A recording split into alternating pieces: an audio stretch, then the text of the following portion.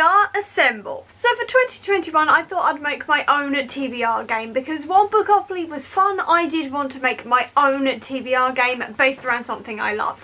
Originally I was going to do something multi-fandom that looked like this, but I then saw G from Book Roast do TBR Avatar and I suddenly realised, why am I bothering doing something that's multi-fandom when I could just go pure Avengers and the Infinity Stones? So that's what we're doing. The concept of TBR Assemble is the fact that Thanos is coming, therefore I need to collect all the Avengers and the Infinity Stones to stop him collecting them first and snapping everyone out of existence. How I'm going to do this is I'm going to roll a d6, which looks a bit like a Tesseract, which I'll show you in a minute, and whatever I land on I then have to pull a prompt based on some of the characters out of one of these bags and then fulfill that prompt. Each prompt is based on a different character from the MCU or from the X-Men or just generally from the comics, because obviously I couldn't ignore most of the rest of the Marvel universe. Even though it's not part of Infinity War and Endgame yet, I still wanted to include them, so they are in the bags, and each different character has a different prompt to fulfill.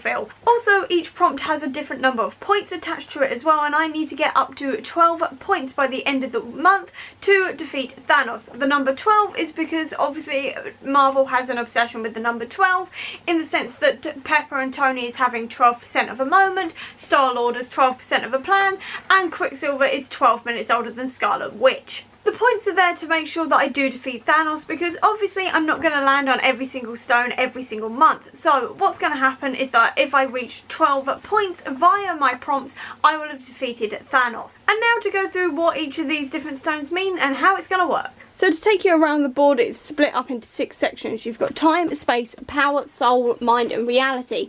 And each of these covers a different genre. So time is comics, space is sci-fi, power is fantasy, soul is fanfiction, mind is own voices / diverse authors in general, and reality is fairy tale retellings and mythological retellings and all of that fun stuff. So what's going to happen is that I'll be rolling one of these dice, which look like little mini tesseracts, and whatever I land on tells me what genre I need to be reading that month for that specific book. But then, to help me also choose, I will then be picking a prompt out of these bags, and each of these bags has a different set of prompts in based on the Avengers that are associated with those stones. So for example, with time, I've got Doctor Strange, Wong, Bruce Banner, people like that in there, along with a few others who aren't really associated with it, but I don't really have anywhere else to put them. And reality's got Thor, Jane Foster, people like that. Mind is Vision and Wanda Maximoff. Soul is special, which I'll go into in a second. Power is covered by Gamora, Nebula, people like that, and space is people like Loki. So basically what's going to happen is that every single month I'll be collecting each of the Infinity Stones and then also the characters that I pull out of the bag. And then with those prompts I'll be then choosing my TBR based on those. When I then complete this prompt, I then earn points and therefore get closer to defeating Thanos. For every single book I read on top of my original rolls is an extra point. The only exception is Soul. That has no prompts and no bag associated with it because there are only 2 characters involved with the Soul Stone, and that is Natasha and Gamora. And quite frankly, I did not want to spend every single month reminding myself that Gamora and Natasha are dead, so what I did instead was create that fanfiction, so I give myself carte blanche to read more fanfiction, like I said in my goals video, link up above. And instead, if I land on that, I automatically get 4 points if I read any fanfiction that month. With the Soul Stone as well, no matter how much I read or how little I read, it doesn't matter if it's one shot or a massive great big series or whatever, I automatically gain 4 points.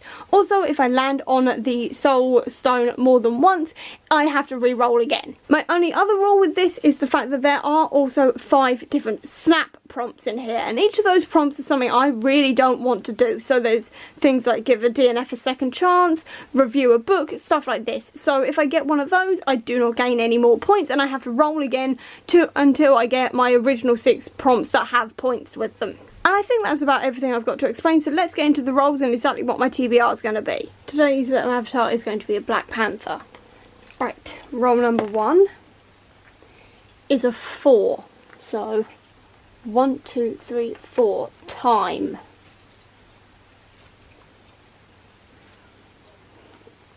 That is Bucky, a physical comic, for 1 point. First thing I'm going to be reading then is Avengers Scarlet Witch. All I really know about this is the main part of it's a very old story, judging by the artwork, and then we've also got a more modern one shot at the end. Also, all I really know about it story-wise is the fact that Agatha Harkness is in this one, and I want to read that because obviously WandaVision is coming out in January. It may be weekly, it may be all in one go, I don't know yet at time of filming, but I do know that I do want to read this one and get that research for Agatha Harkness in before obviously she may turn up in the TV show as she is rumoured to. Roll number 2 is a 3, so 1, 2, 3, reality,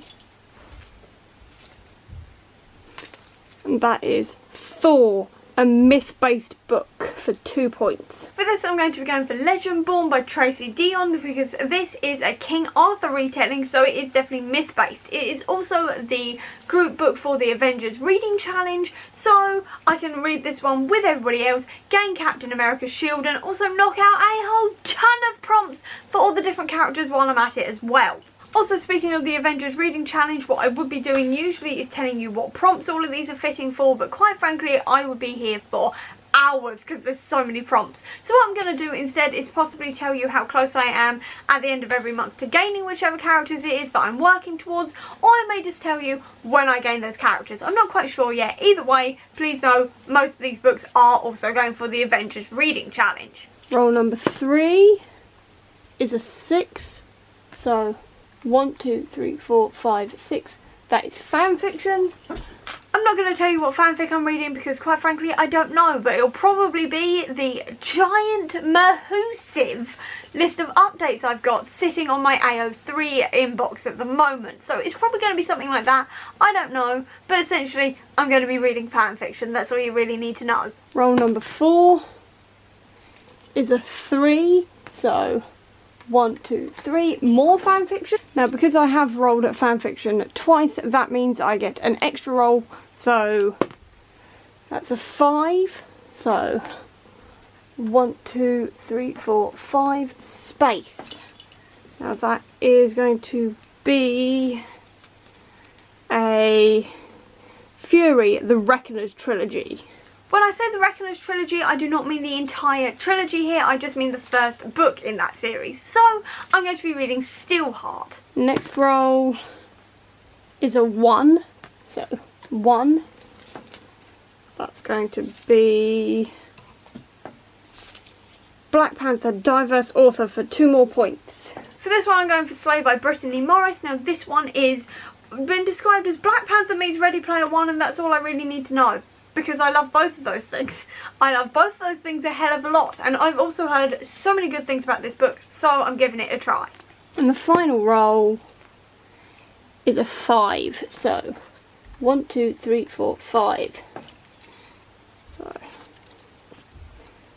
that is, so I can get it around the right way, Black Widow, an ebook, for 1 point. For this one I'm going for Vision by Tom King, because this is all about Vision having a family in suburbia. Admittedly, it's his robot family and not with Wanda, but it's technically going to be along the same lines of WandaVision, and I think WandaVision is going to be partially based on this comic, so what better time to read it than now? And now on to the rest of my TBR, because obviously with WandaVision coming out, I wasn't just reading 2 Wanda and Vision comics.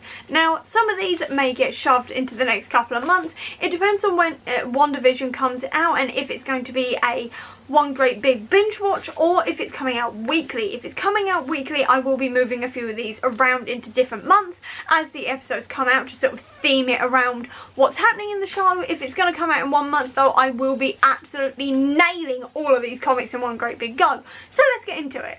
One thing I do know that I will definitely be reading is Ultimates Volumes 1 and 2, and then Ultimates Volumes 1 and 2, which sounds confusing, but it does make sense. This is 4 separate comics. They're all called Ultimates or some sort of various thing on the Ultimates, and I'm reading these so then I can read Ultimates 3, Who Killed Scarlet Witch, because these are the prequels. Well, not the prequels, but they are the first bits in the series before I can get to this one. So I'm reading these so I can get to this. I've also got this Wanda series, which I will definitely be reading in January if possible, because this is also rumoured to be what WandaVision is based on. It's exploring more of that witchcraft idea and exactly where Wanda got the name Scarlet Witch, which is apparently coming about in WandaVision. So I'm also reading this set. On to my maybes now. The first one is Young Avengers Sidekicks and Family Matters. These are the first two in a Young Avengers series, which is just basically their debut. And the reason why I'm reading this is because at the very least Wiccan is a part of the Young Avengers. I don't know about Speed, but Wiccan definitely is. And Wiccan and Speed are Wanda and Vision's children, and they are definitely turning up in WandaVision. So what I thought I'd do is read about their children while we're watching the show, but this may get pushed to February, March time, depends on when the kids turn up. I've also got Young Avengers Presents here, which is again the same story. I may read in January, I may read later, depends on when the children turn up, if it's weekly, if it's all in one go, who knows. Either way, I will be reading this one when the children turn up, and this one is asking the question, where do the Young Avengers fit in a post-Civil War world? And then the final comic I definitely want to read at some point around the time of WandaVision, again depending on when it airs, is The Children's Crusade. And this one is all about Wiccan discovering powers that are very much like Wanda's and him searching for her, because if I remember rightly she hasn't raised him, so I'm very interested to see that sort of idea as it develops. And my final comic I have to mention on the maybe pile before I go into my pre-ordered books that I'm definitely reading next month, I have to mention House of M. Now this one is very much on a caveat here, because obviously it's going to depend on how WandaVision airs, but also whether or not they're going to go down the House of M line. Because, put it this way, we have the setup for House of M throughout Infinity War and Endgame. It's essentially very similar to Avengers Disassembled, which is the lead up to House of M. So if Wanda says the words no more mutants or no more mutants and brings in the mutants, takes out the mutants, does whatever, I will be reading House of M. So if we go down, essentially, if we go down the House of M route with the show and the MCU, I will be reading House of M again. If we are not, then House of M won't get read. It's essentially just depending on what happens with the TV show, essentially. If the TV show does it, then I'll go for it. If it doesn't, then I'll leave House of M alone until such a time that House of M happens. But I'm convinced House of M is coming, so it may be coming, it may be not, I don't know yet. And the final three things I have to mention are all books. So the first one I have to mention is A Vow So Bold and Deadly, which is the final book in the Curse So Dark and Lonely series. It's the Beauty and the Beast retelling. I absolutely love the first two books, and I'm very excited for the finale and just to find out how it all ends. I've also got Tales from the Hinterland, which is the final book in the Hazelwood series, which is right here.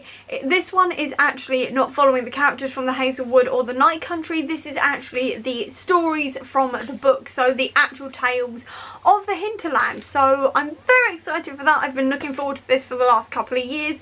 I've loved the little hints we've had at all the stories throughout the series so far, and I just cannot wait to see where this one goes. And the final one I have to mention is Across the Green Grass Fields, which unfortunately is another maybe, because at the moment I don't know when this is coming out, because on some websites, like where I've ordered it from, it says January. On other websites it's saying February, and also shipping to the UK is screwed at the moment, so I've got no idea which way this is going, essentially. But hopefully this will be January, if not February.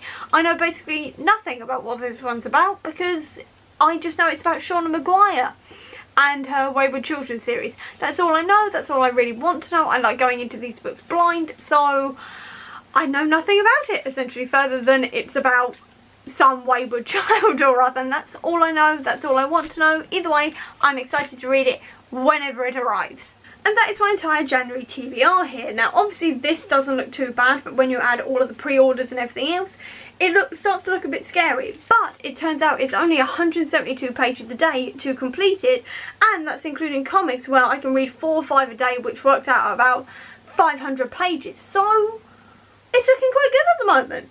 I'm quite confident in this. I'm confident I can manage it, especially considering half of these comics may not get read in January. Who knows? But either way, I'm confident and I'm very excited. And that is the end of my January TBR and also the end of my explanation for TBR Assemble. So I hope you enjoyed this video. If you did, please do give me a thumbs up. Comment down below with any sort of comments or questions you've got about TBR Assemble. I'm more than happy to answer them either in the comments or in my next TBR Assemble video, whichever one's easiest. So leave all the comments and questions and everything else down below. I'll also leave a link down below to all of my social media if you want to check it out, including to the Comic Book Sanctum, which is my website dedicated to Marvel Comics and is also going to be filled with WandaVision related stuff for the entire month of January. So if you want to know anything about it, please do check that out. And if you want to see any more of my videos, please click subscribe here, and over here will be the link to my previous video. But until next time everyone, bye!